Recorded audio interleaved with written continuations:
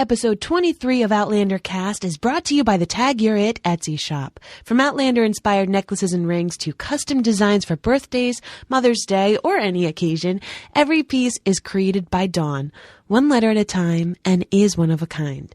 Please take the time to visit Dawn at www.tagyourit.biz. That's B-I-Z.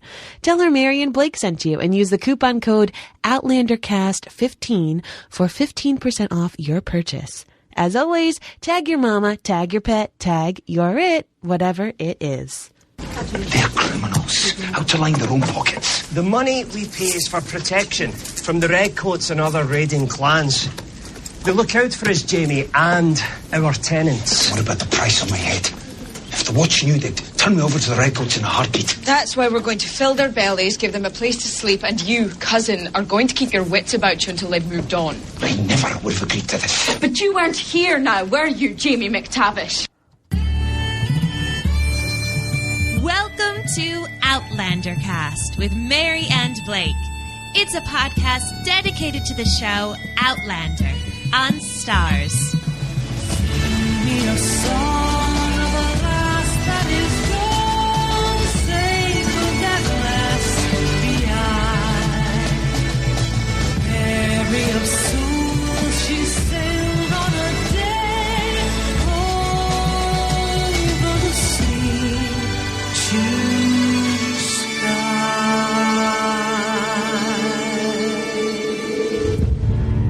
Hello, everyone, and welcome to another episode of Outlander Cast. I'm your host, Mary Larson. My name's Blake, and I'm glad Horrocks got it in the back. Oh, he is not a good guy. You want to know why? Why? Because I don't want him in my city. You don't want him in your city? I don't want him in my city at all. Okay. He's talking about coming to Boston.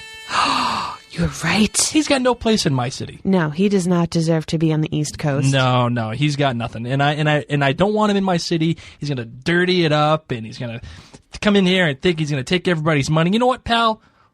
Go pound sand. You don't deserve Boston, okay? Okay. Don't come near the Northeast. Don't come near New England. You got nothing. So I'm glad he got it in the head. Good. Well, it wasn't the head; it was the back. But Well, yeah. it's a figure of speech. Got it in the head, like Okay. F you. You know, I can't stand you. I'm glad. I'm glad he's done as well. What a dink. And his stupid beard and his stupid hair. Oh. His stupid triangle hat. Yeah, that was like a pirate hat. Yeah. Go F yourself. Oh, man. You know who we do love, though? We have a fantastic listener who sent us a care package. Yes, she did. And I'm not going to call out your name because I'm not sure if you want to be specifically called out. But I just want to recognize and thank you for sending us a wonderful package of oatmeal cream pies and Yes. boy, what was it? Butterfly cakes, or was that what it was? Butterfly cakes and then like crispy cakes. Oh, sent me a small bottle of single malt, and and I'll tell you what, that got me through the weekend because Got you through. yeah, I'm the pregnant one who needs oatmeal cream pies. I know, but dealing with the Dealing pain with and me. the, Thank and you. the itching and everything. Blake has like a lot of sympathy pains right now, guys. Of course, I am weeks away from giving birth, possibly having to be induced this week. Not looking forward to it if I am. And Blake just feels like he has all the pain. He's having the Braxton Hicks. He's having the baby in his belly. Oh man, I have to wake up and Mary itches because her skin is so itchy. No, I just gotta say, like.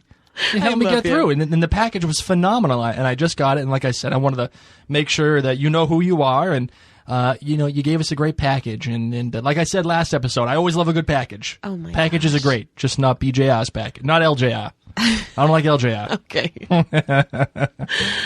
Now I want to eat an oatmeal cream pie right now. I'm not getting it. I'm pregnant. I'm not stopping the recording. Oh my gosh. Okay. Well, tell me how many kilts you would give this episode. 1 out of 5. I'm giving it 3.5 kilts. Ooh. Yeah. Is that like the lowest right now that you've given? No, lowest I've given. I technically gave The Reckoning 3.5, but I switched it to 3. So this was 3.5. Okay. Why? I like the fact that it's continuing to work on relationships. As always, Outlander succeeds at its best when it's working on relationships. The problem is that this episode didn't know what it wanted to be. It didn't know if it was a happy episode. It didn't know if it was a sad episode. It didn't know if it was a thriller. It didn't know if it was mystery. It had to make one choice. And it didn't do that. And I'll get into what disappointed me in this episode when we get into the recap and all that other stuff. But yeah, it was too jumbled, and it couldn't tell what it wanted to be. How about you? What do you got? I'd give it a solid 4.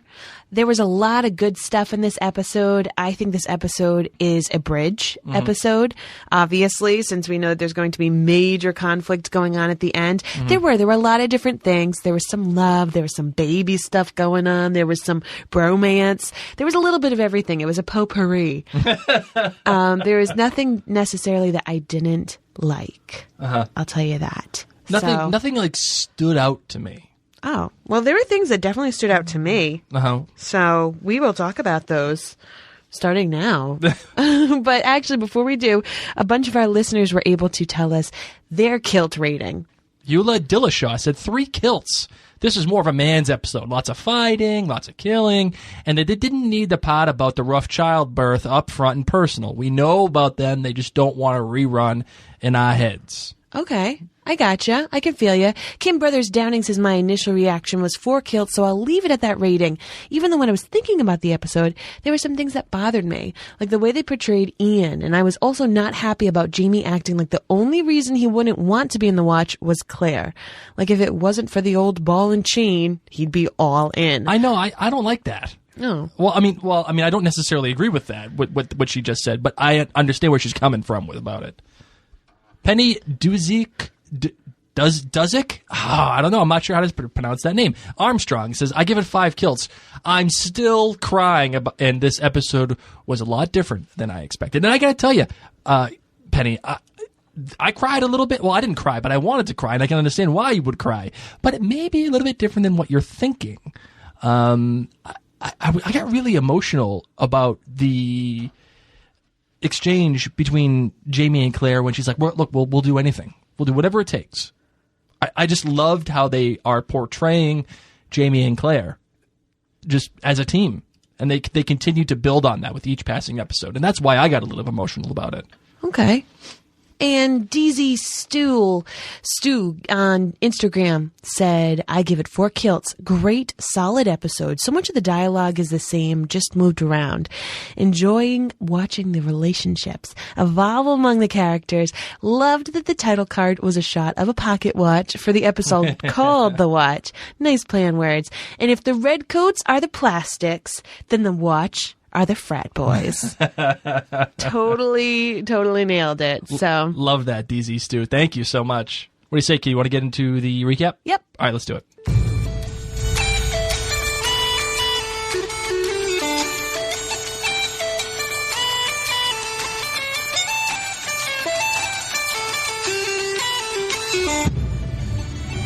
So the watch begins where we left off last episode with Jamie facing a gun in his face. Facing a gun in his face? I don't really know what I'm saying. Is that a little Captain Redundancy there? A little bit. It's the watch. Now, for those of you who don't remember the watch, back in the episode called Rent, we were able to see some of these people kind of like bullying local Highlanders, getting some money, basically saying, we'll protect you from the redcoats and other ruffians, but you got to pay us a tax. You know what I got to say about all that? What? Bam! Just like that. A winner! That's right. Outlandish Theory of the Week proven right again. Which one was that? I called. It was the watch that was there for Jamie. Oh, okay. That was me. I did all that. Wow. Well, I mean, I was kind of right about my outlandish theory. I said that the watch was going to take him to Blackjack Randall. Yeah, so you really weren't right. No, I was right. It was the watch. It was like a half bell ring. Except they were there thinking that Jamie was a thief. Just a thief, just walking by. Yeah. So they just let themselves go into Lallybroch. Just head on in, don't ring the doorbell. They're in there. Come on inside. Oh, we don't know you. So we're just going to stick a gun in your face because we think that you're about to rob the poor people that we're pretty much robbing from. So the Watch, as I said, we saw them way back in the episode called Rent. You get to see them again now. And a lot of this episode is very different than the book. I'll tell you that. So especially in regards to the Watch. Now the Watch, they're kind of like the Robin Hoods, or that's what they think they are. They think they're Robin Hood, like we're going to steal from the rich and give to the poor, except they really don't. They just keep it for themselves. Yeah, they're just more like the pirates of the Highlands, or more like the bullies, you know. Or the mob, the mafia. That's what they are. Yeah. They're, boom. Yeah. That is exactly what they are. Nailed it. They're the mob. You know, you scratch my back, I'll take care of you. I'll watch over you, but don't you mess with me. And you're going to owe me some things, all right? And you can't really trust the Watch. I mean, here's Jenny and Ian, who pretty much for the past 4 years have been, you know, the laird and lady of Lallybroch. They're pretty well off, and yet they still, you know, have to give these people respect. Yeah, they still need these guys. Yeah. So Jenny, of course, says, "What are you doing here? That's no scoundrel. That's my cousin Jamie." What? And this is where I feel like the show really missed a good opportunity here. What opportunity? The fact that Jamie never ends up admitting to the fact that he is Jamie Fraser. He still had to remain Jamie McTavish. And I don't like this. What I thought about this episode right from the beginning was that it was going to be an intense episode. When you found out that, okay, Jenny comes walking in, she says, "Oh, that's my cousin." It kind of lets the tension loose. It lets it go a little bit. And then it builds it back up again, only to let it go again. I really wanted this episode to be almost that scene that we're eventually going to get to when they're at the dinner table and they're talking to each other about, "I don't know about you. I don't know who you are." He's never mentioned you ever in these war stories. That to me is tension. You know, I wanted that, and it didn't give me that. I thought they really missed a step here. I just thought Jenny missed a step. Are you seriously going to call him Jamie? Yeah, that's true. That's even. I would have been like, "This is my cousin Bob." Hey, Bob. Hey, Bob, how's it going? I mean, maybe she did it because she figured everyone on the property is going to call him Jamie, and she better be safe than sorry. But, yep, that's my cousin Jamie. No, not going to change it up at all. Okay, so all of a sudden, MacQuarrie says, "Okay, that's fine. Why don't we hang out?" And Jenny says, "Yeah, we'll feed you guys," because once again, they're the mob, and you need to take care of them because there's some scary guys. Jamie, however, is not okay with this. No. He runs into the kitchen and he says, "What the heck are you doing having the mob over for dinner? This isn't safe. This isn't something that we do." And Jenny says, "We got to do this, buddy. You haven't been here for 4 years. You don't know how the world works now, okay?" And she gives him the business. Jamie McTavish, like the sound we played at the beginning of the episode here. She lets him know, regardless of the kind of, ceasefire they've come to about Jamie becoming the laird, and she has been running this estate for 4 years while he's been gone. She lets him know, Jamie McTavish, okay, calm down. We're gonna do what we got to do here, and we've been doing this in order to survive. We need it. You don't know what's going on. You don't know the real world, is what she's saying. So stop the nonsense. Know your role. So all the guys, the mob, Jamie, Jenny, all their family, they're at dinner, and they start. This is when you're talking about when they start swapping war stories. Correct. Talking about the good old days in France and all the fights they've been in. And this is where MacQuarrie says, "I've never heard about you, though." Curious that I've traded a lot of army tales with Ian, and he's never mentioned you.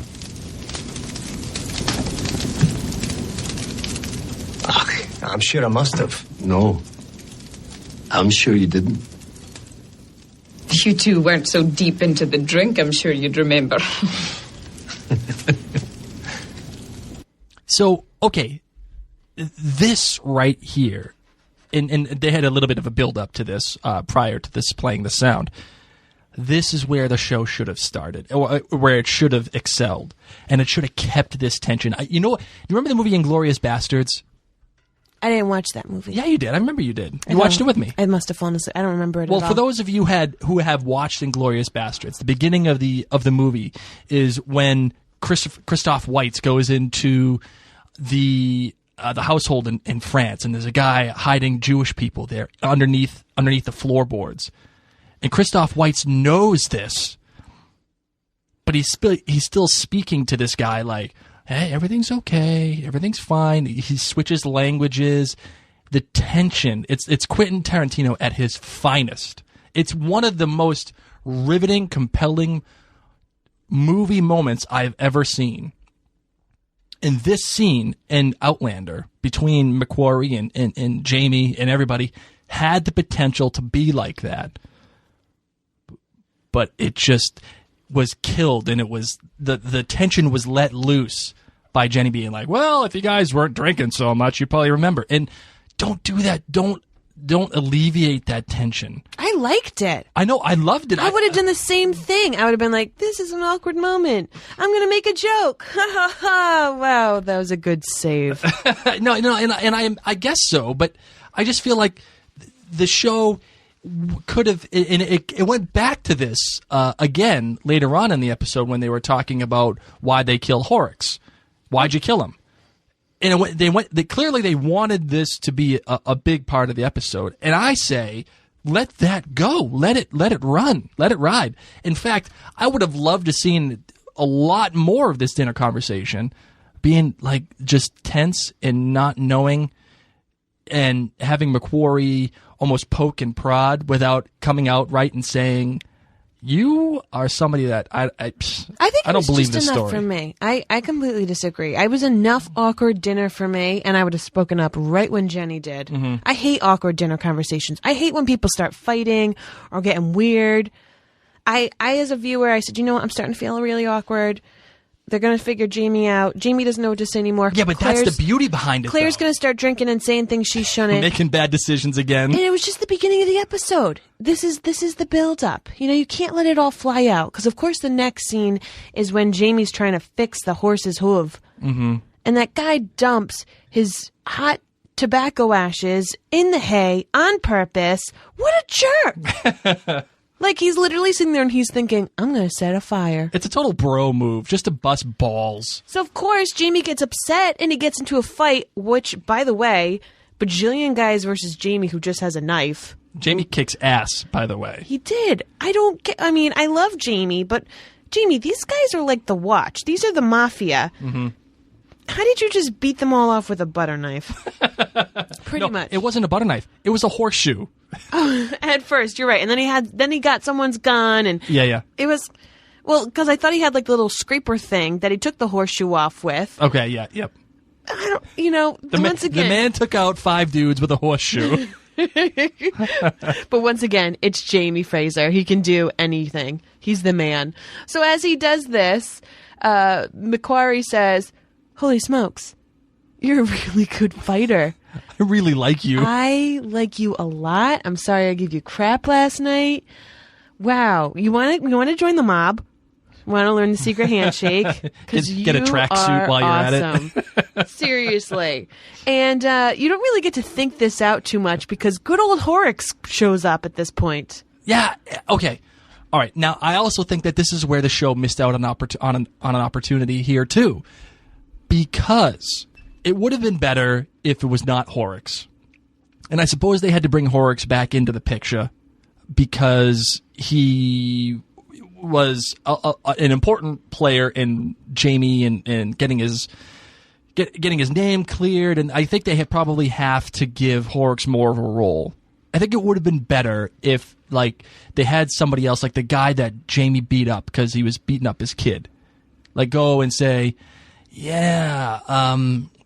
go to the British and be like, "Yeah, Jamie Fraser is here, and why don't you come get him?" Instead of Horrocks doing it. Do you know what I mean? Like, Okay. It would have been a lot more dramatic tension because everybody in Lallybroch is like family to the Frasers. Everybody in Lallybroch is like never going to give Jamie up. Well, it would, like, how great would it have been if it was actually somebody from Lallybroch who did all this? Well, I'm just going to look away.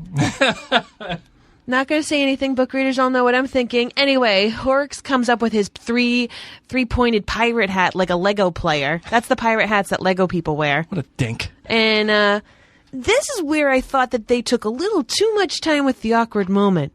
What do you mean? I felt like it was slow motion awkward moment. Shot at Horrocks. Shot at Jamie. Shot of Horrocks again. Shot of Jamie. Do you lads know each other? Asked MacQuarrie. Shot of Horrocks. Shot of Jamie. Another shot of Horrocks. Another shot of Jamie. I was like, how bloody long? Of course they freaking know each other because they've now stared at Gaga eyes for 2 minutes looking at each other. Guys don't look at each other that long like that. No, especially if you don't know each other. Even if you do know each other, you're like, hey, bro, what's up? And you move on. Way too long. And maybe that was just me. Maybe time slowed down just for me. And I felt like it was eternity because I felt so awkward. But man, I just couldn't handle it. Did you notice like the quick little wink that he gave? After he says, nah, I thought I recognized them. Captain Obvious, everyone's looking at you. If you wink, everyone can still see that. That's the universal sign for everything I just said is bullshit. Sorry. What the heck? So, of course, Jamie goes back and tells Claire, oops. I thought I could be safe at Lallybroch. Excuse me, Jamie Fraser. There is a price on Jamie Fraser's head. Jamie Fraser goes home to Lallybroch, where Jamie Fraser's from, and thinks, I can be safe here. No one's going to find me. Really? But you know what, though? I'll tell you what. I liked how they played this off. I liked what Claire had to say to him. Why would he stay quiet at all? Surely there must be something he wants. Lallybroch was the one place I thought would be safe. Should never have come home. Don't say that. Whatever happens, we'll handle it. No matter the cost. Right? Isn't that great? No matter the cost. No matter the cost, whatever we'll do, we'll handle it. Really? You know, but I'll tell you what, though. It was great. That to me is a conversation that you and I would have. No matter what. You know what? Screw it. We're gonna deal with it. I will say, however, that I wish they actually went more into this conversation. What? Where Claire could be like, all right, this is what I'm thinking. This is what I want to do. In the 1940s, we make this stuff called poison. We're going to poison everyone, and then we're going to burn the bodies. I saw it on TV in a movie once. I saw it on Breaking Bad once. Spoiler alert. No. I wish they had allowed Claire to be more part of the decision-making when it came to Horrocks and what Jamie was going to say. Like, we all know that Jamie ended up fessing up to MacQuarrie, being like, hey, I killed him. There's a thing on my head here. I want Claire being able to help Jamie out in that way. Instead of just saying, everything's going to be fine. We'll do whatever it takes no matter what. Well, let's discuss that. I would just kill them all. I would. Cutting throats. Listen, again. I don't want any of these people in my house who know anything about my husband. You're done. Poison. Whip some of the skills you learned from Gayless. Poison all those people at dinner. But they don't. It's okay. And instead at dinner they talk about, not at dinner, but they talk just about how they're there because they're planning on robbing the Chisholms as they go past. They're going to do their mob thing. You know, this is what we're going to do. Now, Claire and Jenny have a beautiful, now that we know what the boys are up to, okay, and Jamie's like, oh, I'm a good fighter with a horseshoe. He is. I still just can't believe it. I mean, maybe he's like Mayweather or Pacquiao. Oh, good reference. Look at you. Maybe he's like Pacquiao. He's like, I'm so fast. I can even hit you with a horseshoe and you won't even know it's coming. Look at my little butter knife. Oh, now I got your gun. Oh, yeah. That's exactly what happened. So now that we know what the boys are up to. Now I got your gun. Claire and Jenny just decided, poor Jenny, her water breaks. Okay, they talk a lot about pregnancy. She had a long labor. All right, now tell me. What did you think about how they portrayed this labor process? Jenny's a beast. The water breaking, Yep. the screaming, the walking on all fours. Oh, yeah. All of that stuff. Like, I know you and I have conversed about how labor is usually portrayed on television. Yes. And it's usually, oh my God! It's usually like you did this to me kind of screaming. Yeah, and Do you think that they had done that and they portrayed it accurately in this version? I think they portrayed labor very accurately. I think Jenny's a beast. I'm surprised she didn't whine and cry more. Because I know I cried. Yeah, well, that's it. You didn't even get to see all my labor. You couldn't handle it. Let me tell you guys. Once again, Blake's sympathy pains took over, and Blake had to go excuse himself. I didn't have sympathy pains. It was... What are we talking about, sympathy pains? I'm just making it up, but whatever it was, Blake wasn't there. Thank God I bought a doula, because Blake went out. He had to go calm down. You didn't buy a doula. You employed a doula. We employed a doula, and she's coming back. She is coming back. Because she asked me, she said, so how's Blake doing? I said, he has no freaking clue. He missed it the first time. Well, I didn't miss it. I was there for the whole birth. Get out of here. No, what happened was this. I can't believe you just did that. No, I'm just saying that you're asking about this part of Jenny's labor. I was there for the that. like moaning and this intensity. Let me tell the listeners what happened. Our son, our little Godzilla, Reese, decided that he was going to be, what was it, sunny side up? Yes. Okay, sunny side up, which means face the wrong way. Yeah, their nose is facing the spine as opposed to facing out to the tummy. No, he's opposite. The baby's nose is supposed to face the spine for the most ideal way to come out, but Reese was facing my belly button. Okay, well, whatever. It was sunny side up, great. And they had to literally turn the baby in Mary's stomach. So it wasn't as crazy as a breech baby. No, but like what Claire was doing when she was touching the outside of the belly. That's what happened with Mary. Yeah. And they had to get this big cloth thing called a rebozo out.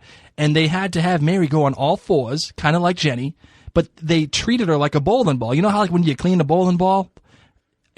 That's what they did to Mary. They took the rebozo, put her around her belly as she's on all fours, and they were turning the baby with this thing. And she was like in a lot of pain, and I couldn't deal. I couldn't take it. I you know what I was thinking the whole time? What? Homie, don't play that. Homie, don't play that, yo. That's really appropriate, and I can't wait to go into labor with you. No, but ultimately, it was terrible, and I really couldn't. Once again, I'm sorry it was terrible for you. No, it was. Come on.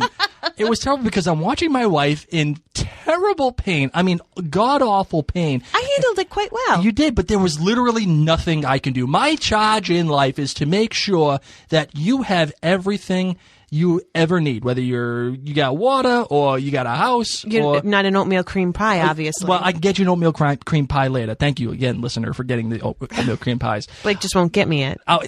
Fine. Stop the recording. No. I will. No, because I know you're not going to. You're going to tell me to stop the recording, but you actually won't go get it. So you'll fake it. Oh my God, that's so mean.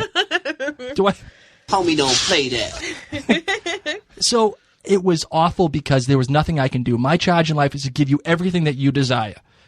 And I couldn't do anything. And I just had to watch as you suffered.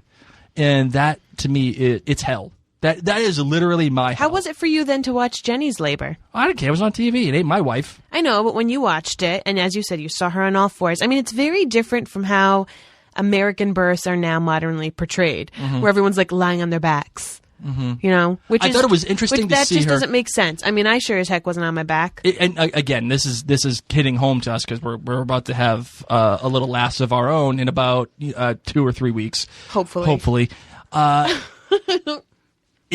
It was interesting to me because you see her walking around on all fours, and I will tell you, I have never seen that portrayed like that in a movie or on a TV show. That was the first time I had ever seen that on the television. Because people do things backwards. I mean, you saw me doing that. Sure, yeah. And that's what naturally you want to do. It's funny. Modern medicine has done some very different things. So I'm surprised they didn't show her in the shower for 3 hours like we were. That was amazing. We had to go in the shower.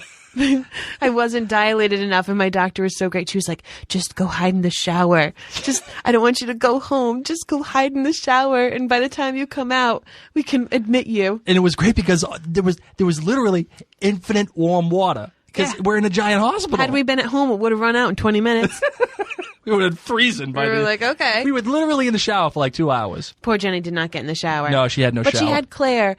And you know what stinks? So, of course, her water breaks. And everyone who knows about birth knows that nowadays they tell you within 24 hours you need to have that baby. Because basically, your water is your seal. It keeps all the bad stuff out. And once that breaks, baby, it's like an open chip bag. You know, you just don't want it to go stale. Did you just what? It's like an open bag. It's like an open bag, or like cereal. You know, like cereal bags. If you don't seal it up, then it's mushy. You don't want it to go stale. You don't. You don't want it to go stale. You don't want bad stuff to get in there, man. Okay, you gotta close it up or eat it. Okay, not the baby. I mean the cereal. Oh, that's awful. I like cereal. Anyway, so Claire, of course, knows this. Jenny probably knows something about it, and the midwife, she's out of town. Oh, great. Great television there, because now Jenny and Claire, they have to do something together. And I love they have to go through this. Claire's like trying to be cool, like, oh yeah, I'm a healer. But really, we're all thinking, how many babies did you deliver when you were fixing up war men? Yeah, pretty much. How many vaginas have you seen that you had to delve into to turn a breech baby? And she's like, yeah, no, I know. I've seen babies before. I'm going to reach in there and grab it. What? And I loved how Claire was acting kind of cool, but really you saw this little bit of her where she was like, I hope I'm faking it. Yeah. I hope my face is totally faking it, because goodness, I need some help. I would have said the same thing. I would have, like, if I am stuck with a friend of mine and they're giving birth, I'm going to be like, it's totally fine. I got this. I totally have got, because you have to keep her cool. You've got this laboring mother crawling on all fours, holding on to banisters. Her water's already broken. The midwife is gone. And if you don't keep her cool, she sure isn't going to keep her cool. I would have been like that guy, you know, like on every TV show or movie that ever exists when the baby is born. The guy's like, I need warm water and towels. And I would have said that, and I would have gotten both, and I would have been like, what do I do now? It would have been like Claire in the first episode when she was asking for all the medicine, and the guys just looked at her like, what are you talking about? Alcohol. You had alcohol! Iodine! So it was nice because Jenny got to talk about what it feels like to be pregnant.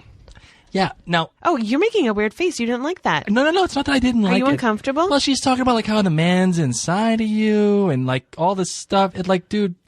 What? I get it. I understand how babies are created. I got that whole thing. Blake has a skeeved out face, and he's moving his hands as if he's going, ew. Listen, I get it. I understand. Oh my gosh, I had no idea you were so weirded out by that. What I want to know is that right? Again, I will defer to you because you're the pregnant one. Okay, I am so pregnant right now. I mean, I loved when Jenny was talking about it because I was like, oh, I can kind of see that. You know, it's still in the same vicinity, and it was a beautiful description. But while I was watching this episode, I was being punched repeatedly in my crotch. And I was thinking, this baby's a lot bigger than a penis. I don't know. I thought, I don't know how big Ian is. But I don't know any man that is as big as a pineapple, because that's how big my baby is right now. So does it feel like that?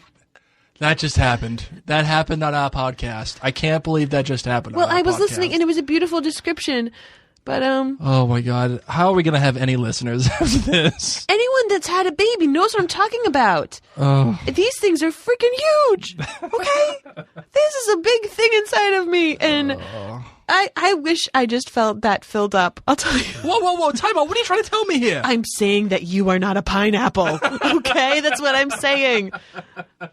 God forbid, Blake. Oh my! Wouldn't have worked in the first place if you were. Okay, oh, just my no. So it was. I thought it was a beautiful way to express it, especially for Claire, who hasn't had a baby, hasn't gotten pregnant, and then we, of course, in the episode, get to hear Claire talk about how she is very sad to tell Jamie that she's unable to have babies. Well, before we get into that, one of the things that really stuck out to me about this entire interaction between Jenny and Claire was Jenny doubled over in Paige. She's like, "Oh my God, the baby's kicking," and Claire's like, "Not the baby's kicking. I'm having a contraction." Well, you know what I mean.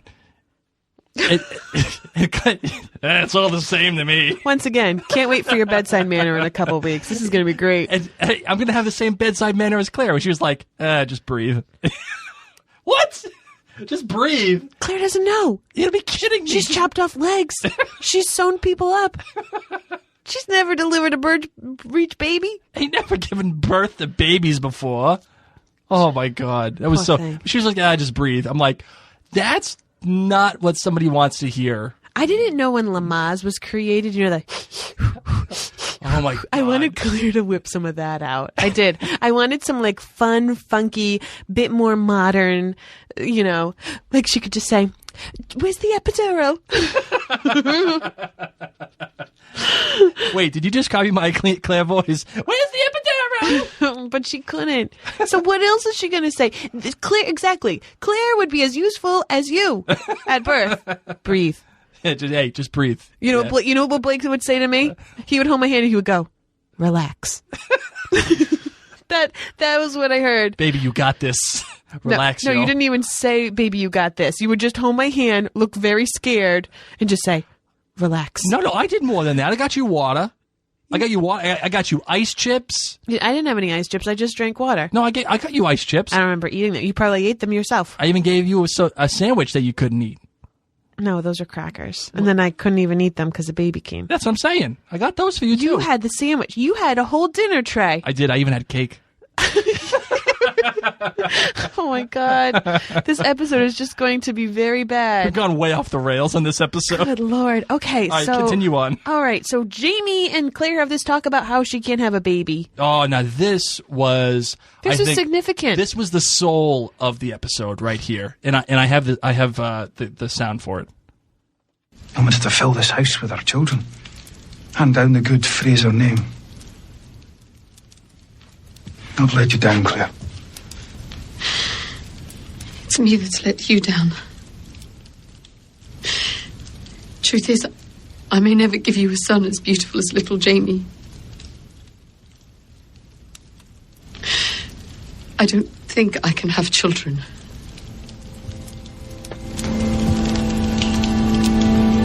I tried before I met you.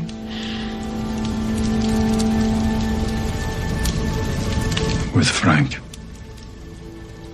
Jealousy right there. I should have told you before we were married, but I never counted on loving you, much less having children with you.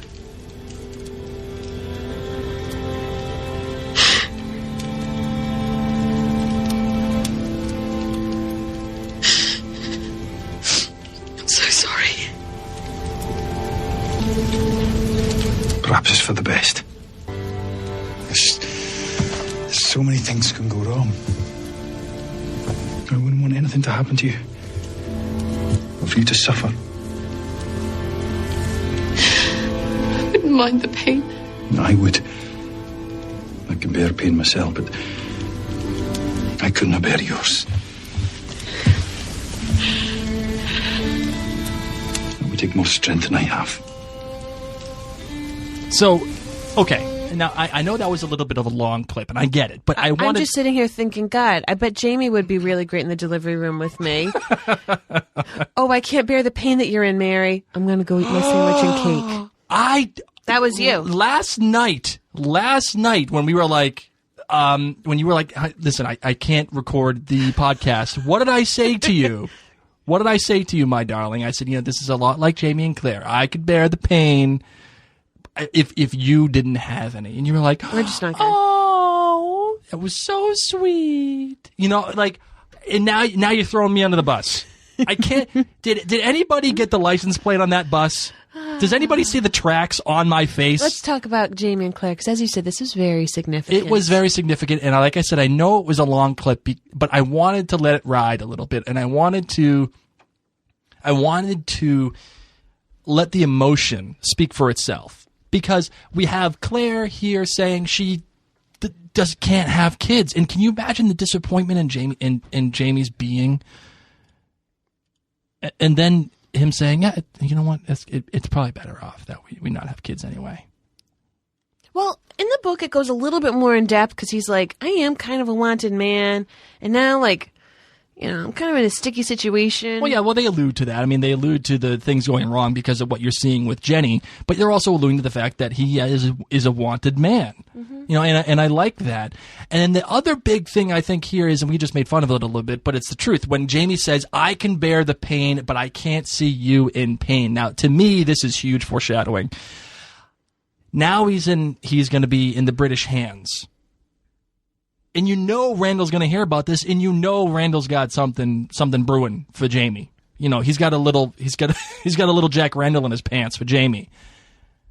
LJR. And he is going to make an exception to whatever he's doing for Jamie just to give him the business. So I wonder if bad things are going to be happening to Jamie real quick.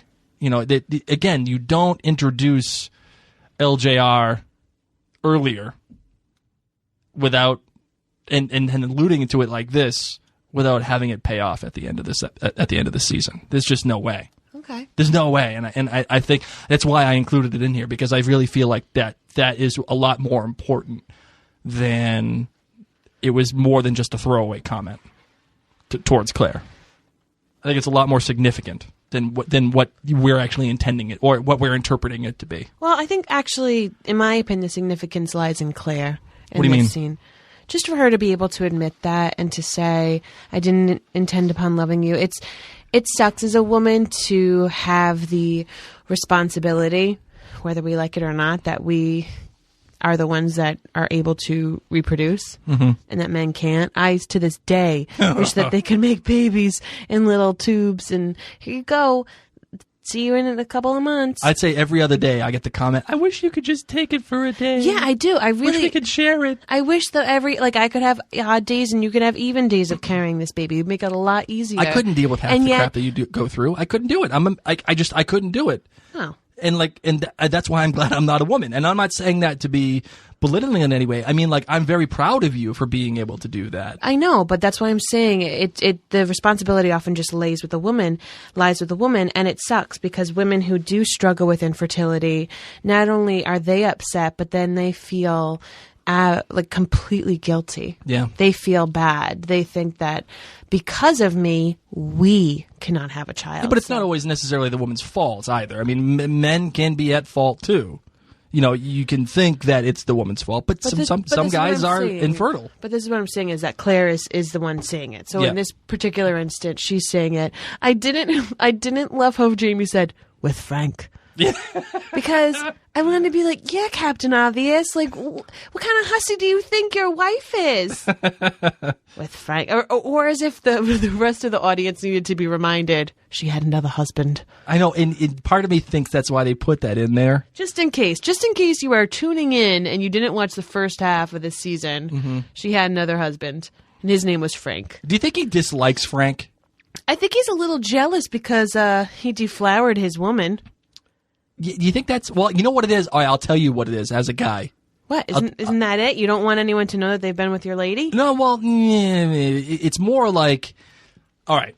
When we started dating, I knew that you were mine and I was yours. And I fell in love with you the instant I saw you. And that sounds corny, but it's really true. But I still, to this day, cannot stand your ex-boyfriend. Can't stand him. One? You think I have one ex-boyfriend? No, but the one that you had just before me. Oh, okay. Okay, but the jabroni that you were dating before you met me. Okay. Okay, that clown. I can't stand him, and I don't even know him. I think I've said maybe one or two words to him, and there's a couple of other boyfriends you got in there that I don't like, but I don't even know who they are. I maybe have met them once in passing, and I can't stand them. I don't even like the sound of their names. I don't even like the sound of their voices. I don't even want to see a picture of them. Maybe that's what Jamie's going through. Like, just don't want to think that they exist. That clown, oh God, ugh, just thinking about it just sends shivers up my spine. Ugh. Such a dink. He's almost as much of a dink as Horrocks. Horrocks. So Horrocks is downstairs, and he says, I know that you're rich. This is your home. Na, na, na, na, na, na. I want to go to Boston. Okay? Starts singing the Boston song. And Jamie looks at him. He's like, bro, why are you telling me this? And Horrocks is saying, because I know you're loaded. Mm-hmm. And if you want me to keep this secret safe, you gotta figure something out. So Jamie and Horrocks decide to meet in a very bright, open area, like a stone's throw from the castle. Mm-hmm. And Jamie has the money, and he's talking to Horrocks, and then somehow, super stealth mode, peg leg Ian. How the hell are you so quiet? What? He came out of nowhere. You didn't even hear a twig crack. There's no leaves rustling. He has a peg leg. He didn't hear like... Maybe Ian can fly. He just came out of nowhere. He hit stealth mode. Once you realize, Maybe Ian's a ninja. That's what it is. Maybe he's like... He fools everyone, like when he's hobbling at the end. No. Hell no. No. That man could go crazy. He's like Yoda. That's what he's like. He's like Yoda. You know? Yes. Where you think that he's very quiet and fragile, but then comes Star Wars Episode 2, boom, I'm fighting, I'm flying, I got this. That's exactly what I pictured Ian to be like. I pictured Ian to look out and have the Mission Impossible song in his head, and he like had a little rope and a levee, and he was flying around in the trees, din, din, din, din, din, din, din, din, din, and then stab. Right through the back. Oh my gosh. What a great stab. But poor Ian, he was shook up. I think he was shook up because he just spent so much effort being a ninja. I'm sorry, I just can't believe that Ian was that quiet. He's like Gandalf, you know? Not Gandalf, Dumbledore.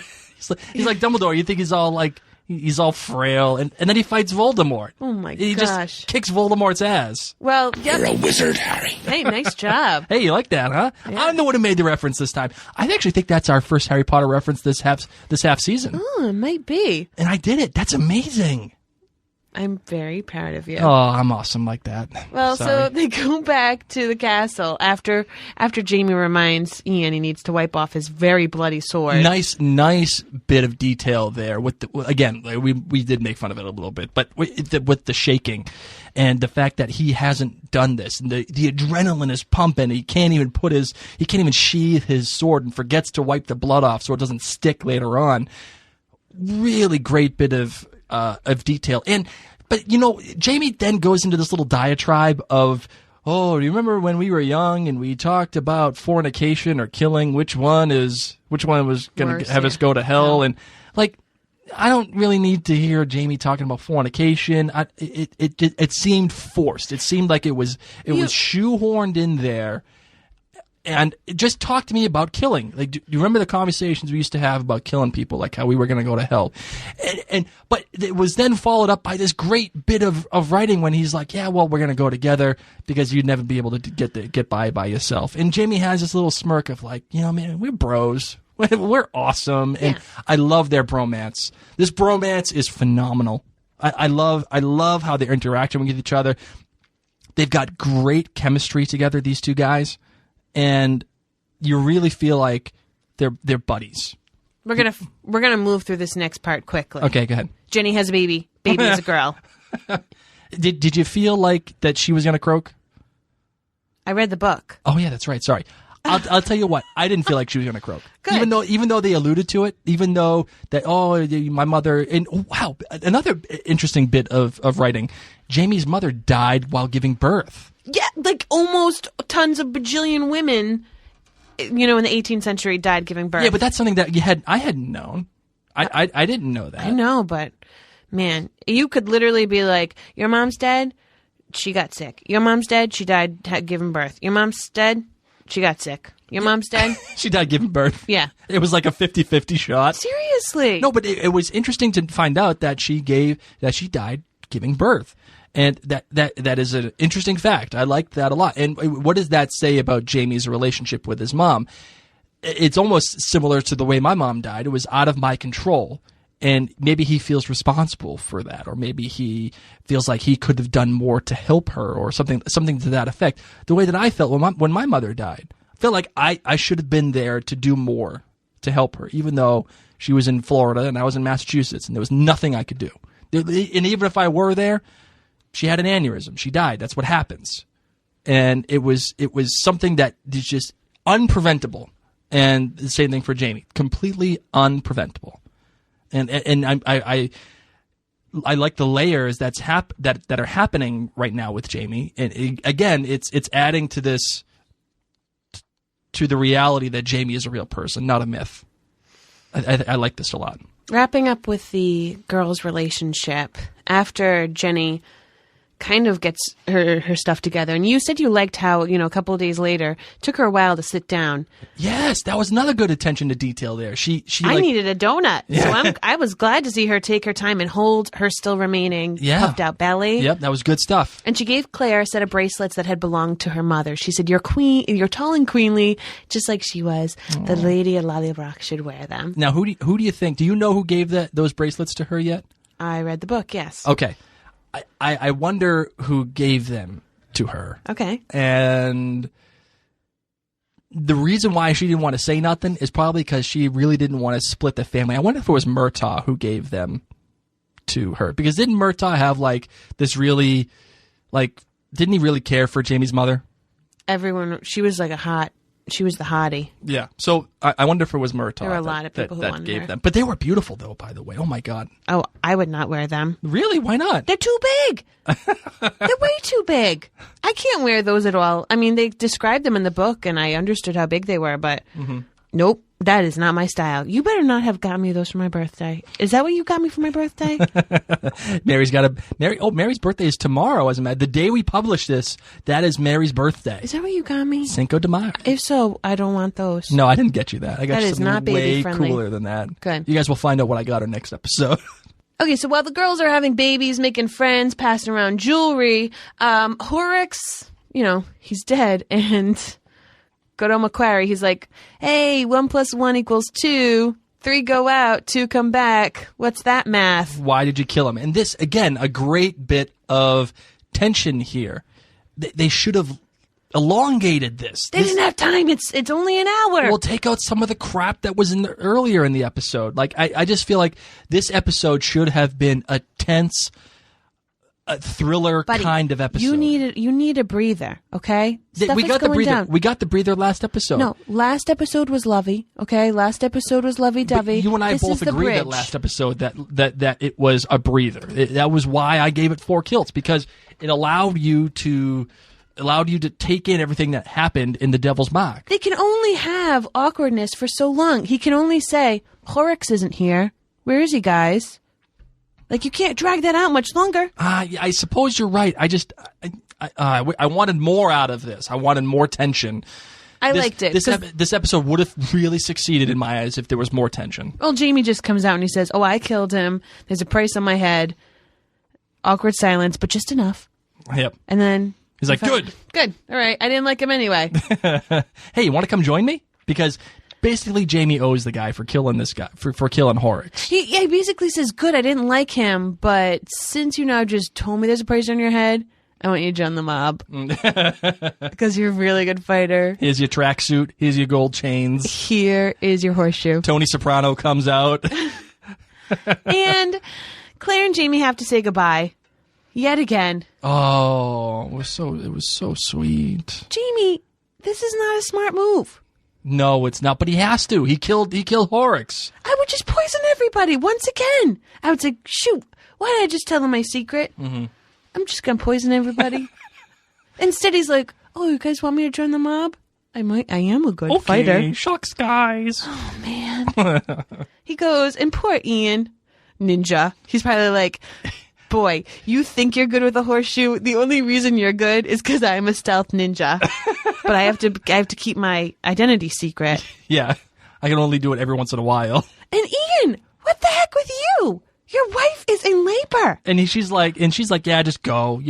I don't need you here anyway. I got Claire. She'll take care of me." These women handled this very well. I would be pissed. Yeah, I was going to say the times they are changing. With giving birth, because there's no way on God's green earth that you would have let me go fight some random clan with stealth mode over here, and it just wouldn't happen. No.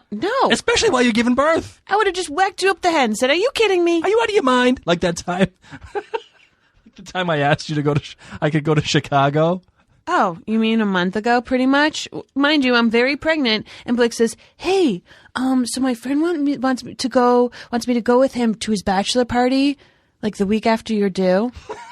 Where it's in Chicago, so it's just going to be like 4 days or whatever." Oh, I didn't say it was like 2. And then we're going to like see, Chicago Cubs game and stuff. It sounds really fun. What do you think? And I said, "When is it again, Blake?" "Oh, a week after you're due." "Okay." Are you really asking me this, Blake? Yeah. You know what? Times haven't changed. Boys still don't know what's going on. Oh, my. Fail. Absolute fail. You are just as good as Ian. But you are not a stealth ninja. Not a stealth ninja. I'm a lumbering You are not idiot. even as good as Ian. Gosh. Poor Ian. I'm as good as hobbling around, Ian. Sorry. Go ahead. Oh. Okay, so the watch goes out, and, there's Jamie, and he's like, "Something doesn't look too smart about this. We're in a hole. We're in a hole, guys." I love this bit because they were like, you just showed them, like, as soon as the scene started to go down, I was like, oh no, this isn't right. This is wrong. And you could just see how there was no way to get out. And the way they shot it was really cool, with Jamie looking around, thinking, realizing with the music and the slow-mo. Great shot, because you felt that tension build up. Again, more tension. I wanted more of this. But you know what we missed, actually, is the conversation that Jamie had with MacQuarrie while they're riding to this ambush. Make a name for ourselves and write songs about us. You paint a bonny picture, MacQuarrie. If it wasn't for Claire, maybe I'd take you up on it. I will talk again later when your blood's up and you've got gold in your pocket. Or what? You'll turn me over? To the British? Never. I've seen the inside of a jail myself. The toll booth. I wouldn't wish it on a dog. I'd shoot you first. Now, do you believe him when he's saying this? I don't know. Does he shoot Jamie? Because the redcoats show up, and I don't think he shoots Jamie. Well, I'll tell you this. What would have been better is if Jamie had fessed up to him being actually Jamie Fraser.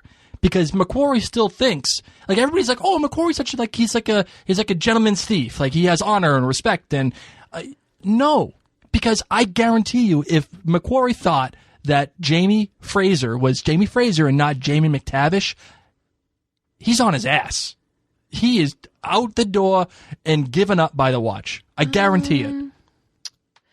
I feel differently. I feel like he's a true Scot, and he says, "You know what? I don't like the English." He says, "I wouldn't do that to a dog." Yeah, but he likes money. He does like money. And I know Jamie admitted to, I think he would just say, "I'll keep your secret safe as long as you're my mob." And what the heck, Jamie being like, I don't think I'd like to join the mob because my wife probably wouldn't like it. But other than that, it sounds pretty cool. Now, okay, coming from a guy, again, this is one of the things you realize. Yeah, he's young. He's really young. I probably shouldn't be doing this. I shouldn't even be out here right now. I shouldn't be asking to go to Chicago after my wife gives birth. Probably not a good idea. Not a good idea. Not a good idea. I did just get married. The mob sounds fun. But you know what? I know that it's wrong. So really what I'm going to do, I'm going to do what guys do. I get my stealth partner. Ninja. We're a good team. Ninja. Maybe he could teach me his ninja moves. What I'm getting at is, as a guy, you don't want to look like you're weak. So you say, yeah, sounds great, bro. Love it. Love the idea behind it. But I got my wife. She probably wouldn't be too happy with me. So I'm going to blame it on her. Even though you know that it's you don't want to do it anyway. Typical husband. It's a guy thing. What do you want me to do? Oh, I can't go to Chicago because Mary would. The boss says I can't go. Sorry, man. Not that you have a newborn. No. The boss. That's right. Goodness. All right. And then, of course, all we see is White. We don't know what happens to Jamie. Mm-hmm. And Ian comes hobbling back 3 days later. Yeah. That took a long time, that poor thing. Well, you got to hobble all that way. What do you want me to do? Where's his leg? That's right. It was missing. It got stuck in his horse. That's what happened. Ouch. He must have ripped off. He couldn't. He might have an Inspector Gadget leg. Go, wooden leg. And all of the little gizmos are in it. And that's why it took him so long. Dun, dun, dun, dun, dun. Dun, dun, dun, dun, dun, dun. Man. And he comes back with no Jamie. Go, gadget leg. And Claire says, I'm going to have to save his sorry ass. And she's like, time to go. Man, girls just got to do everything, you know? Gotta take care of a breech baby. Gotta go pick up my husband because he thought it'd be cool to join the mob. Man, this is not easy. Tony Soprano let him down. She thought she was going to go and live in Lallybroch and live happily ever after. Things were going to be cool. Nope. No. Sorry, Claire. Not when you're in the mob. Nope. Don't join. This is, you know, the more you know. You know those things that you'd watch? Da, da, da. The more you know. With a little star. Don't join the mob, guys. Especially the Scottish mob.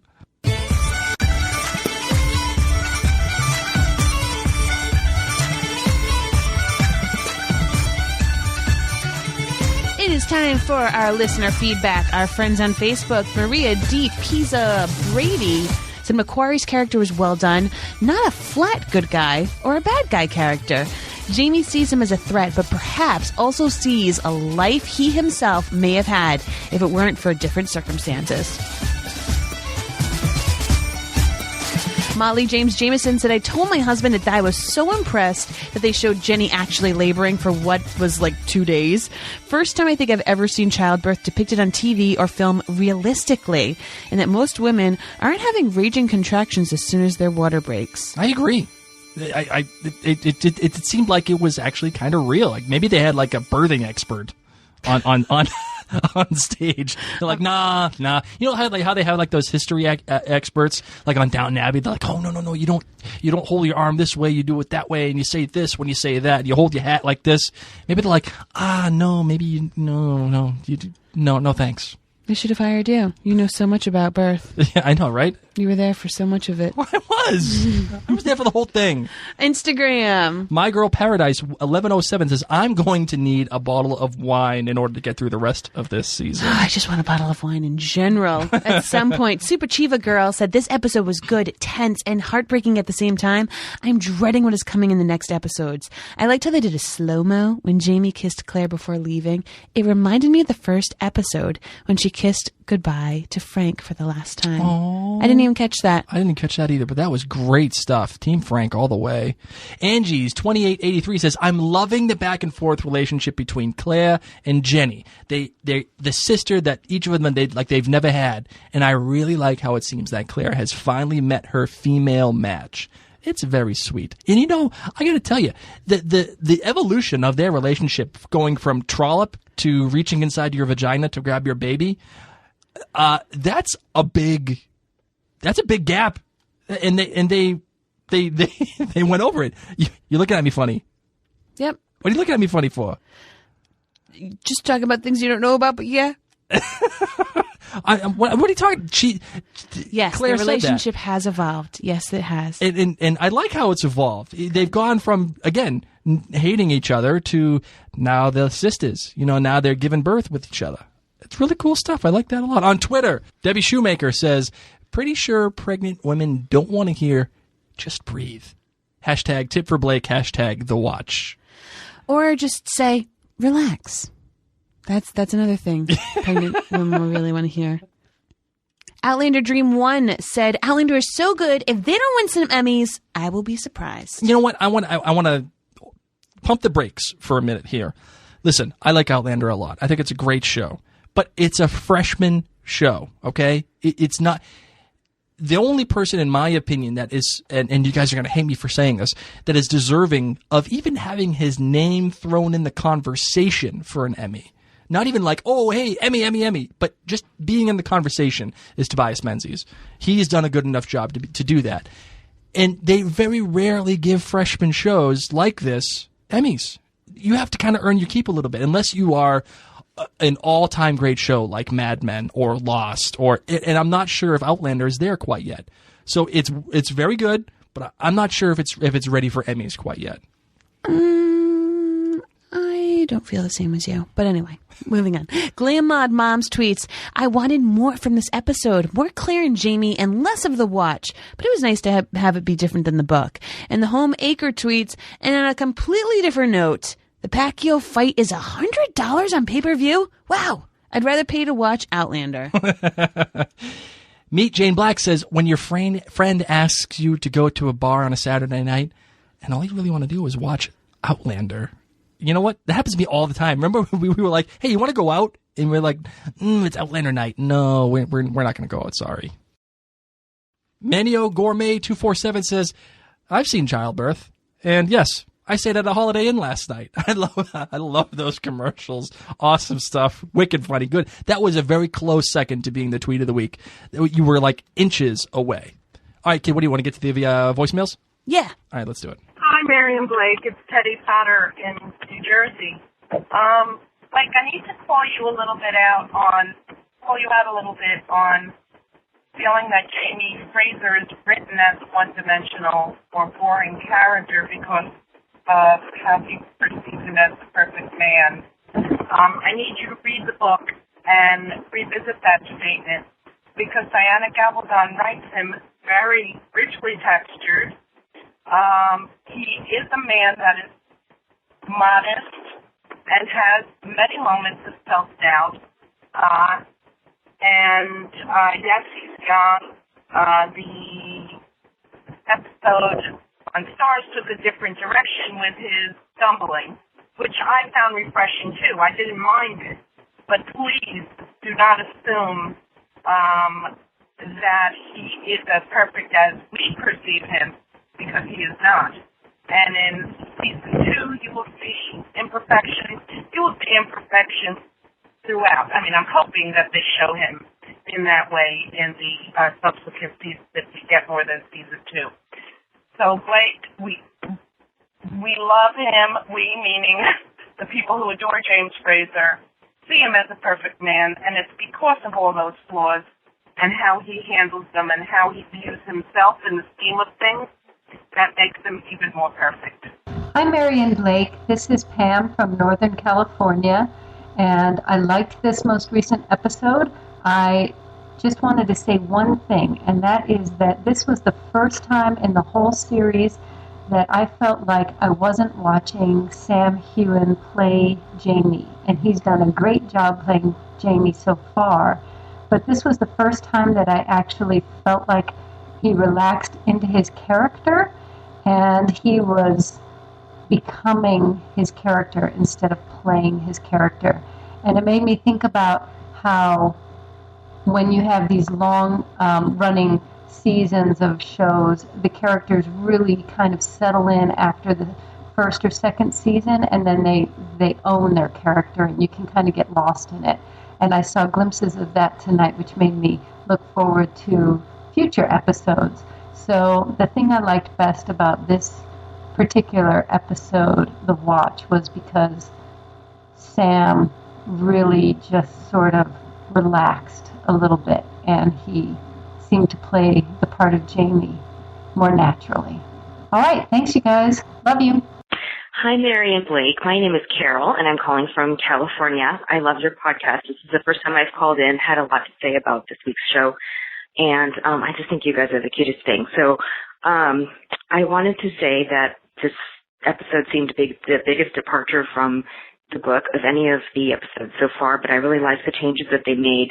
I felt that the addition of the character MacQuarrie actually added a lot to the story, and it was interesting to hear Ron's comments afterwards saying that MacQuarrie was kind of the what could have been for Jamie's life if he had made a couple of different choices after being a soldier. So that was actually really interesting. I liked the relationship between them, and it was interesting that they said that Jamie got captured because he didn't want to leave MacQuarrie behind when he got wounded. So I liked that.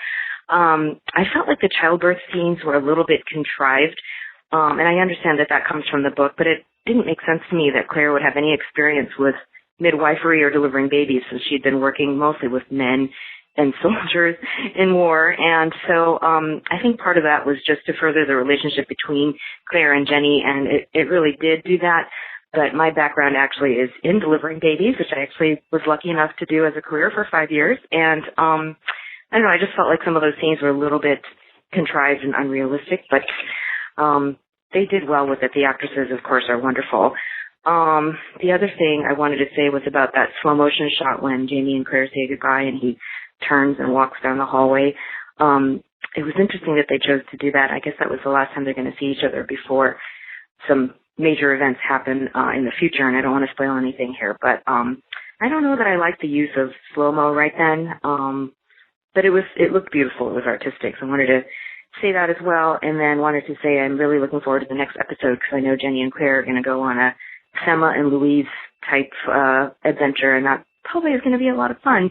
But anyways, I want to thank you for your podcast, and it's so nice to be part of this Outlander community and have some discussion going. None of my friends and family here really watch it, and I'm a big fan from way back when the book first came out, and so it's nice to be able to have people to share that with. Thanks, and keep up the good work, and good luck with your new baby. It's going to be so exciting. Bye.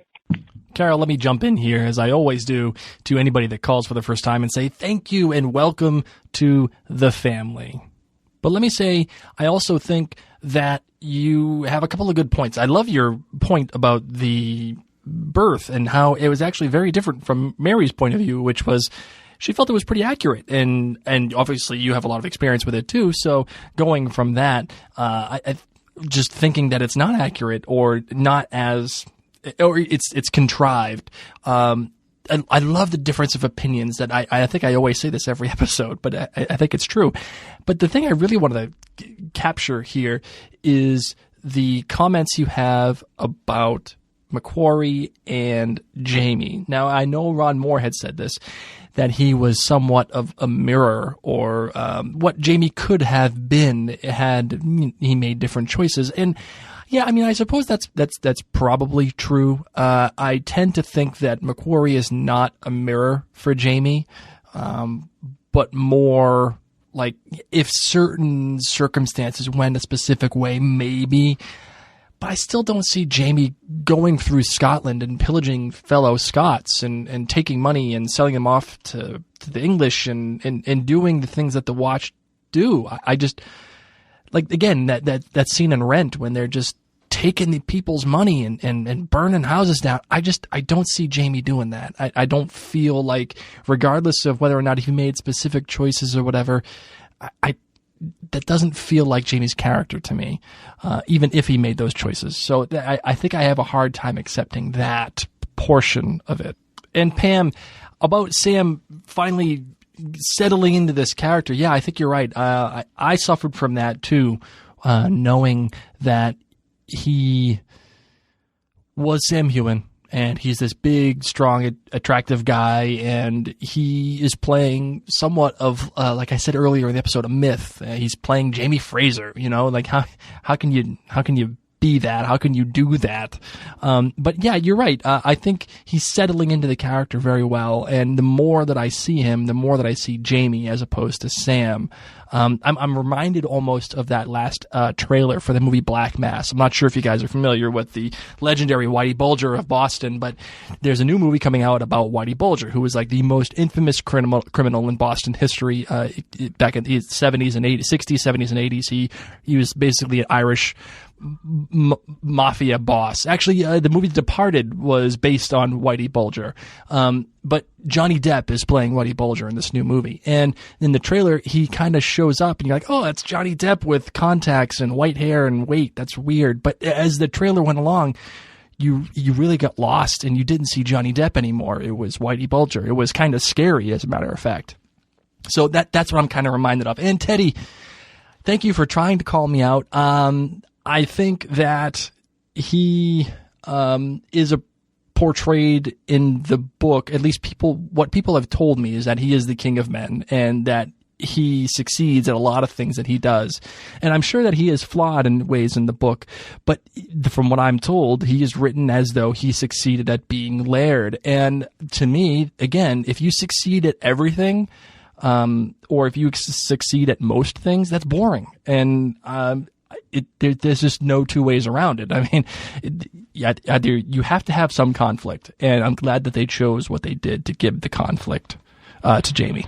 Hi, Mary and Blake. This is Julie Payway. I'm calling from Des Moines, Iowa, with comments about The Watch from last night's episode of Outlander. And first of all, I am a book reader, so it can be a little difficult at times to separate the show and just watch that and enjoy that for what it is. But I thought they did a really great job last night. Even though it did deviate a little bit from how events happened in the book, They wrapped it together really nicely. I was not expecting Horrocks to come back at all, and the way they explored the watch and that whole relationship and pulled him back in, I thought was just outstanding. The only hole that I thought was a little weak with that aspect of the episode was when Ian and Jamie were talking the next morning or 2 days later, whatever, leader of Watch, when he started questioning them about where Horrocks was, they kind of looked at each other like, we don't have our story straight. So as long as they were gone, I thought that was a little weak. I thought they're both smart men. They should have had their story down pat. The other thing I wanted to comment on was the set that they have for Lallybroch. I think is just absolutely outstanding. It looks like a home. It's beautiful, and it looks quite a bit different than I thought it would in my mind when I was reading the book. It just is a lot richer and more intricate and detailed, and I think they've just done a marvelous job with that. And the final thing that I wanted to comment on was the Jenny birthing scene. And I have 2 children myself, and so I view that, those scenes, just having gone through it myself. And I thought, she looked great after being in labor for who knows how long. She looked fresh as a daisy when she, from the beginning to when she delivered him, so I thought that was a little bit unrealistic. And then, although that did provide some great bonding time and bonding moments for Claire and Jenny. So I think you guys are doing a great job. Love listening to your blog, and excited to hear more. Thanks. Hey, Mary and Blake, this is Kendra from Lincoln, Nebraska, calling in about episode 113, The Watch. I'm going to try and get through all this because I took a lot of notes. I love the title card, literally a watch fob, clearly a metaphor for time running out, and really, really it is. I loved Karen's toast, a stiff whiskey and another one. He certainly speaks Claire's language. Jenny's willfulness, I think, is really tempered by fear in this episode, especially in light of her mother dying in childbirth and Jenny looking down the barrel of her own labor. And we finally get to see Jamie going full-on badass, which is great. This episode is a complete departure from the book, but so good. Oh my goodness. The watch is mentioned, but never really directly involved with the plot in the book. And so I really loved getting a deeper look at it. Claire, when she says, whatever happens, we'll handle it no matter the cost, huge foreshadowing. It's nice to see Horrocks back. In the book, he seemed a mere contrivance of the plot to draw Jamie away from Claire so that she can make a dash for the stones and get captured by BGR. Jamie never actually meets with him, and the issue never really fully resolves. He learns the truth of who the murderer is from Sandringham. Jenny, backlit by the fire, is just so beautiful. I love that shot. I also love the placement of the pregnancy monologue. In the book, Ian and Jamie are in the room with them, but here, with Claire prompting it to take Jenny's mind off the pain, it gains some added resonance. It's sharing the secrets of womanhood, which is dear and sacrosanct. So beautifully written. With one exception, a squirming fetus at the end of your pregnancy feels nothing like sex. I don't care what you may be into. I love the line, that's what they want sometimes, they want to come back. That's so true. Claire's stricken look is absolutely heartbreaking after this because she finally realizes what an earthy and mystical experience she may be entirely missing out on. And at the same time, she seems almost ashamed to be hearing Jenny's intimate experience. Then later in the scene with Jamie, when she apologizes for her infertility, you see that same struggle that every woman faces. Claire has the mommy guilt without the comfort of children. She apologizes to Jamie, but Katrina plays it as if she's apologizing to the unborn baby she has failed to bring into existence, like she's already failed them, even though they were never really there. You see Jamie's strength and clear love for Claire because he plays the stoic hero to her face to assuage her guilt. When the camera lingers after her exit, he's left just absolutely shattered. He has a moment of transparency during that scene when his voice lowers considerably on the "with Frank" line, which is a beautiful, beautiful acting choice from Sam. And of course, the men downstairs proving they have absolutely no clue about the real pain of childbirth. And then in the goodbye scene, the tender intimacy of Jamie and Claire's goodbyes, I think is far sexier than any of the prior love scenes. But it's juxtaposed with a wrenching terror and grief for what neither of them really knows is in store. The foreshadowing of Jamie's slow-mo retreat is almost too much to bear, and I wanted to scream at my TV. I was like, don't go! That, in combination with beginning the rolling of the thunder while still fading out into the next scene, is as clear a warning sign of here be dragons as I've ever seen. I love that. I also love that they didn't have Jenny on her back during active labor. That is so much more realistic than, the typical modern childbirth scenes where, they're flat on their back. Jamie's realization that they waltzed into their own trap is really chilling. And he realized that Horrocks' plan all along was to turn over the watch to the Redcoats in order to attempt to buy his way back into the good graces of the English army. But, of course, he never got to follow that through. Jenny's reaction to Claire's kiss was a sucker punch. I never saw it coming. Acting is about making choices. And that was a beautiful, beautiful choice from Laura Donnelly, and she made me unbelievably love Jenny. That ending shot up the desolately empty bend in the road is horrifying and brilliantly metaphorical, because we are about to turn a very, very dark corner on this show. And it's with equal parts excitement and trepidation that I'm looking forward to the final 3 episodes. So I am going to give this 5 kilts. I'm amazed and shocked that this just usurped the garrison commander for me. It felt to me like the convergence of all of the armies of Middle-earth before the final battle in Return of the King. The players are all here, the stage is set, and all hell is going to break loose. This episode really makes you care so much more deeply because you have to be invested to endure this final rush to the finish of the season. I love it, love it, love it. I can't wait to hear you guys' analysis of it. And I will probably call you back next week. Bye. All right, let me jump in here again because what I want to mention, first of all, Kendra, thank you for bringing it. And you brought up a number of good points here. First, Jenny's pregnant form backlit by the fire. You're right. Unbelievable shot. Great looking, just seeing the female form. And listen, the female form, not just because I'm a guy and because I'm into chicks and all that other stuff, but the female form is stunning. It is a thing of real beauty, especially when pregnant. I love looking at my wife. She is the best. But to me, she's even better looking than when she is pregnant. Really, just really beautiful stuff. You also brought up the fact that the kiss and the way that they spoke to each other, Jamie and Claire, that is a lot sexier than any other of the sex scenes. And thank you. There's somebody else who makes me think that I'm not crazy. I love sex scenes, but sometimes I feel like they overdo them. And it's the subtle, small things that exist in relationships that make them special, not just sex. And I know that their relationship in the book is really based on sex, and they have this unbelievable sex life, and it's great, and it's wonderful. It's like porn sex. But I don't know. I just feel like when you're married, you have to have more than that. And when they have these little subtleties, it's really proving that they do have more than just sex in their relationship. And as for Claire's kiss to Jenny, yes, I love seeing Laura Donnelly's reaction. Really great stuff.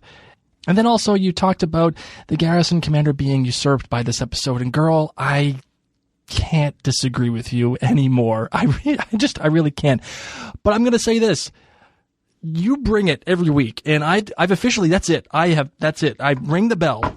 there it is. I decided that we are going to have the Kendra Thought of the Week. It is going to be an official segment of this show. I've made the executive decision. That's it. So next week, I'm going to have music. I'm going to have everything. It's going to be an official segment of the show. It's going to be the Kendra segment, or the Kendra Thought of the Week. That's what we're going to do. And I hope you call in next week, and you hope you live up to this gauntlet I've just thrown down, because you've earned it. You keep bringing it, and I love it. So keep going.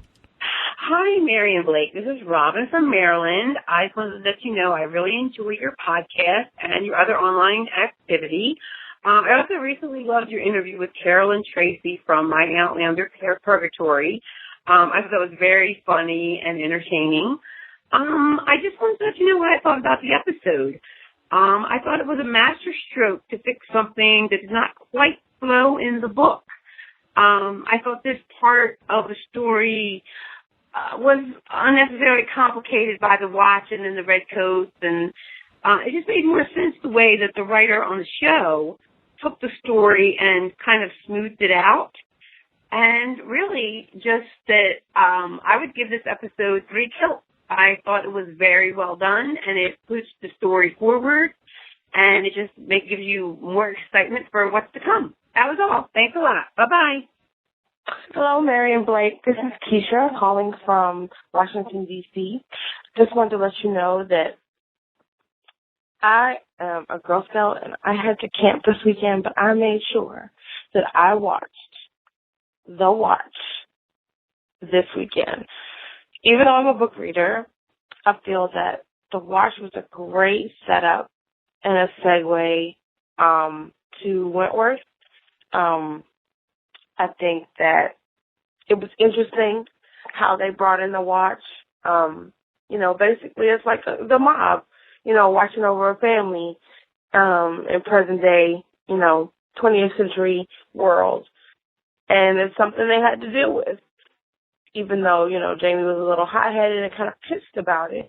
But like Jenny said, you were here, so back up, dude, and just get in line and deal with it.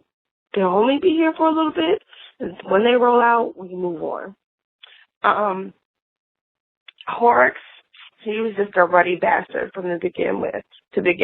So he took it as he got it. So it was just interesting how Ian was the one who did it, always had his back, Jamie's back. So we'll see. Then they're not showing any, extras for next week, and we'll see what the clips are. But I give this episode 4 kilts. And I like the way the show is going. It's the show, it's not the book. And Diane loves it, so I love it. Thanks so much, guys, and I can't wait to hear the podcast. Love and kisses from Maryland, the Washington, D.C. area. Hey, Mary and Blake, it's Peggy from Newton. How you doing? So glad that Mary's feeling so much better, and she looks fantastic. Okay, so episode 113, The Watch. Very cool that Ian stepped up and was the insanely great brother-in-law that he is.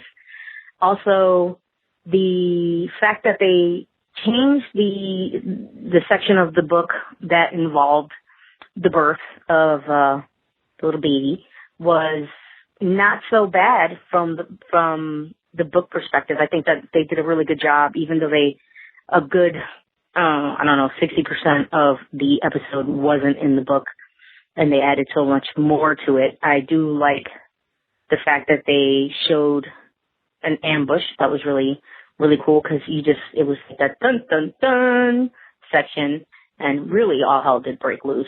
It was a good bridge to where Jamie was going to get captured and sent to Wentworth, which we're all dreading. Also, I just listened to Ron's podcast with Tony and Matt, and was very surprised to hear them say that they actually had a pregnant woman on set, that Claire was pushing her belly, and that it wasn't a fake woman on set. It was a little I don't know, it's a little creepy in a way, I guess, but it's really nice, and I guess apparently the woman was fine and she didn't get hurt. Also, again, back to Ian. Best brother-in-law ever. Why not? Why wouldn't he, protect his family? And that's his bro. That is a serious bromance. My God. And Laura Donnelly, fantastic. Wow, what an amazing actress. She plays off having a kid really well. Since she's never had one. I wonder if she's ever seen a birth. Anyhow, that's all I really have to say. There's not really much else to say. I really like the scenery. Again, Lallybroch from the outside was really gorgeous. And, the fire in the wagon. I wanted to strangle that guy that kept screaming, fire, fire. I was like, if I was there, I would strangle that bastard and throw him on the fire. But, yeah, pretty good. And the watch being like the mob of England, too funny. I really think they really were like the enforcers. It was ridiculous. And I know enforcers, and they would never act like that. All right, thank you for those calls. Peggy, I wanted to address what you said about the fact that there actually was a pregnant lady on set. And wow, that is awesome, because we were just talking about that without knowing that you had talked about this, which is amazing. So I can't believe they actually had a pregnant lady on set. Well, I can, because they are pretty thorough in their details. But really cool that they actually used a real pregnant lady to switch the bodies and everything. And I love how everybody has come up with this term for the mob. Here I am thinking that like we're wicked smart, calling these guys the mob, and everybody else is saying the same exact thing. So, wow, I just feel really stupid about that now. As for Keisha, I'm really glad they actually changed, I guess, from what you're saying and everybody else is saying, that this is really different from The Watch. And we've heard multiple callers now say the same exact thing, that this watch is different from the book Watch. And I'm glad that they wrote it this way. I'm glad that Diana had signed off on this, because it's the way that it should be. They're doing an excellent job.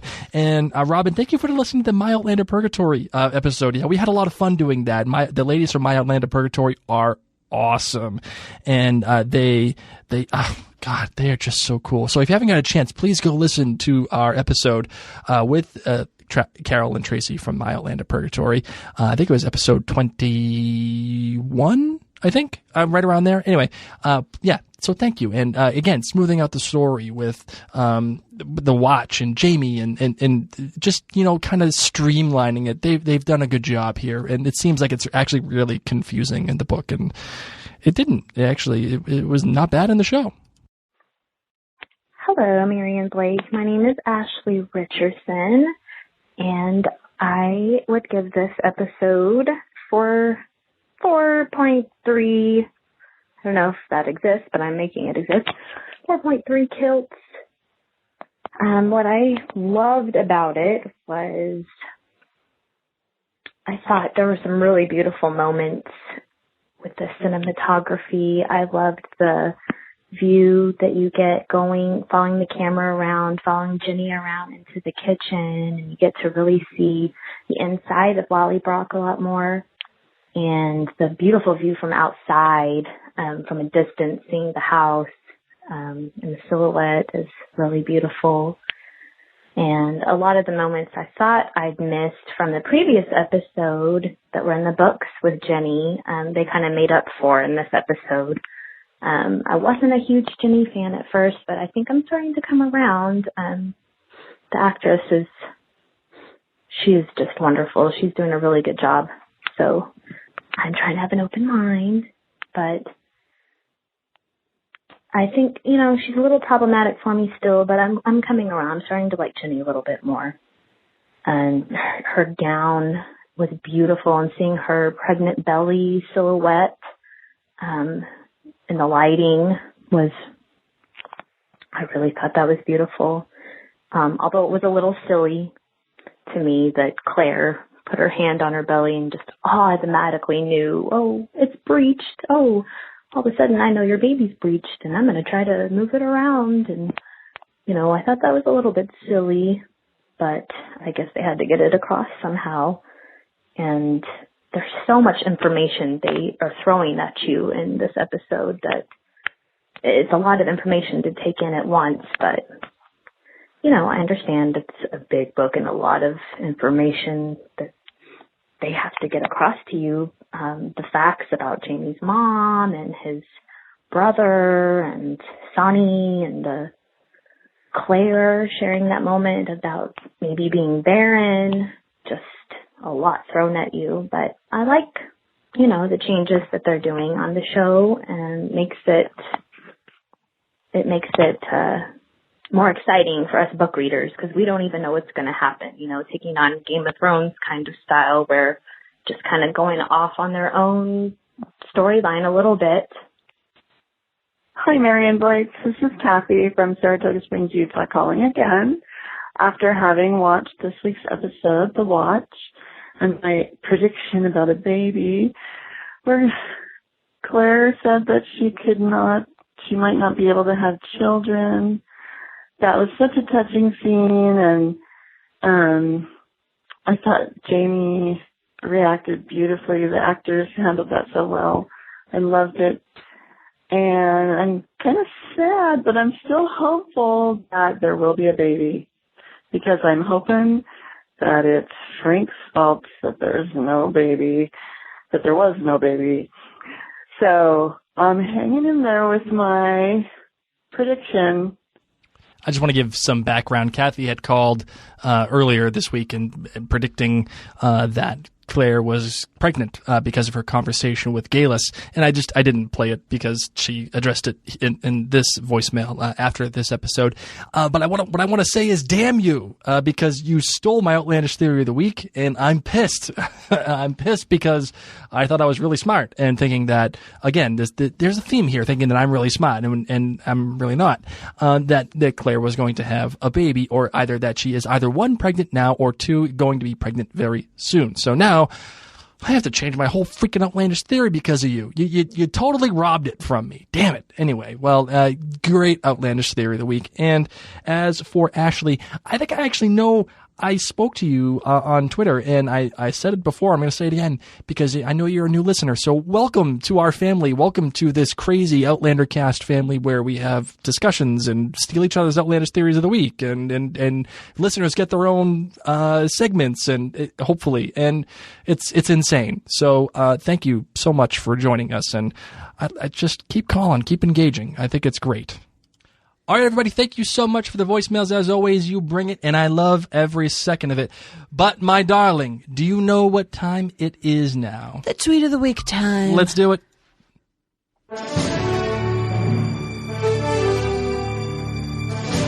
Julie Pugh, you are the tweet of the week this week. And you said, every time I hear Horrocks, I think Horcrux, followed by, you're a wizard, Harry.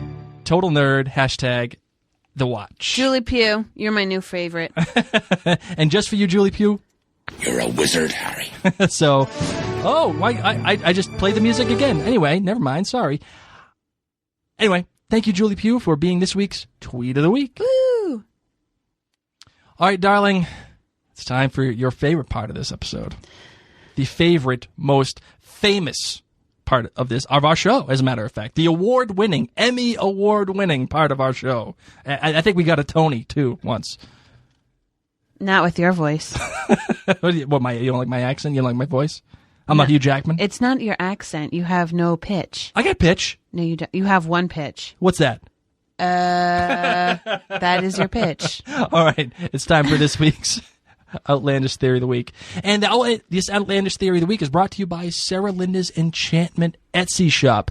please visit them at www.etsy.com/shop/Sarah Linda. That's spelled SerrelYnda, and check out all of their Outlander-inspired accessories they have, including some amazingly detailed and intricate metal cuffs that they have with, like Jamie's stag and everything. Really beautiful stuff. Anyway, that's what this Outlandish Theory of the Week is brought to you by Sarah Linda's Enchantment.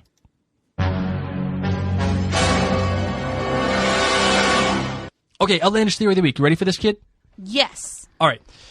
Since my original Outlandish Theory of the Week was taken by my girl, Kathy, I What the hell?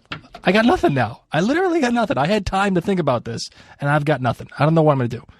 I'm so frustrated by this. Actually, I'm really proud of you, Kathy. Thank you so much for putting me in this position. All right.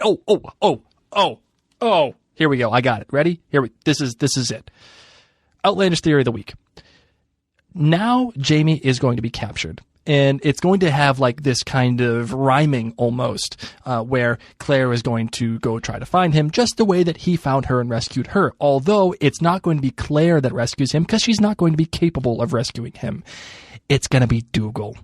Dougal is going to go rescue Jamie. That's how he's going to get out of wherever he's at eventually, because Dougal knows that he needs favor back with Colum. So what's he do? He goes and finds Jamie, rescues him, brings him back to Colum, thinking this is going to get him back in the good graces of the Laird of Castleleoch. So that is my outlandish theory of the week, and I am sticking to it. Hopefully it comes true, because I had to go on the fly on that one. All right, my love. That's the end of this fantabulous episode. You ready to close it out? You bet.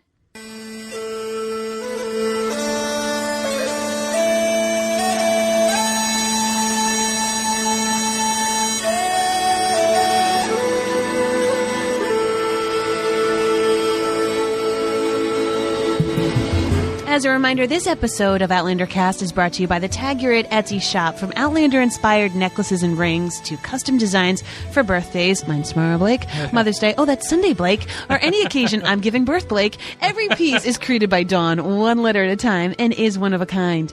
Please take the time to visit Dawn at www.tagyourit.biz. That's B-I-Z. Tell her Mary and Blake sent you.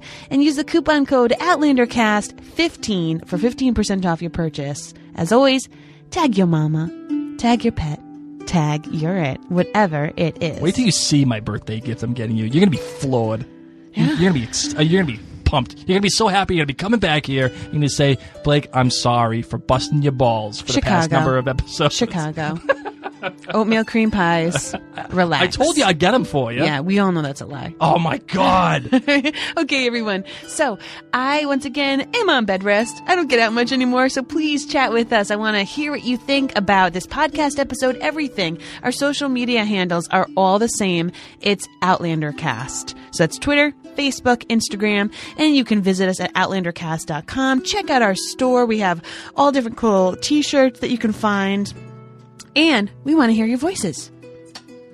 So you can call us at 503-454-6730. And if you like the email machine, well, you can get us at outlandercast@gmail.com. And we want to always thank our friends who review us on iTunes. It makes me so happy. And me too. And the Angela Ngieck, I don't even know if that's a real word. I'm just spelling it.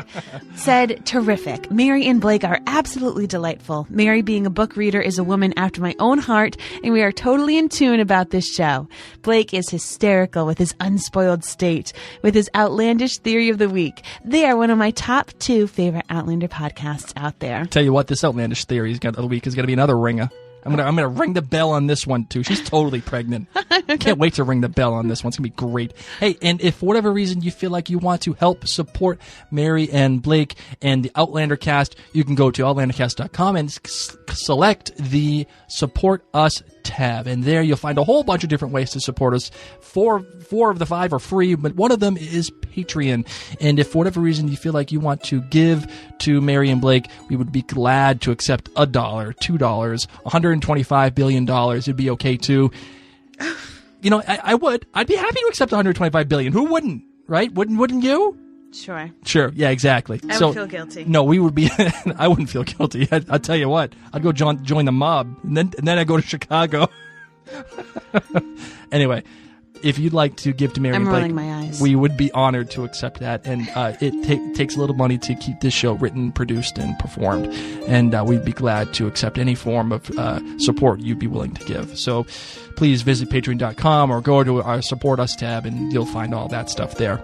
So I think that's it, kid. That's the end of our show. That is. Hopefully, I don't have a baby this week, guys, because I want to keep doing podcast episodes. Well, no, I think we'll keep doing it. I mean, we won't do it in the hospital. I hope. You want to do an episode in the hospital? No, I was just going to say, you would probably want to do it. No, I don't. I don't want to do it in the hospital. I don't want to do it in labor. Don't tell me to relax. Guys, I'm Mary. Hey, just breathe, will you? I'm Mary. My name's Blake, and we're doing an episode in the hospital. No, we're not. Yeah, we totally are. You're drunk. No, I'm not drunk. You're going to join the mob. All right, you've been listening to the Outlander cast. Thank you for listening, guys. Wish me luck, guys. Please. I need it. I love you. Good. Tell me you love me. I love you, too. Thank you. This show was a train wreck. Bye, guys. Bye.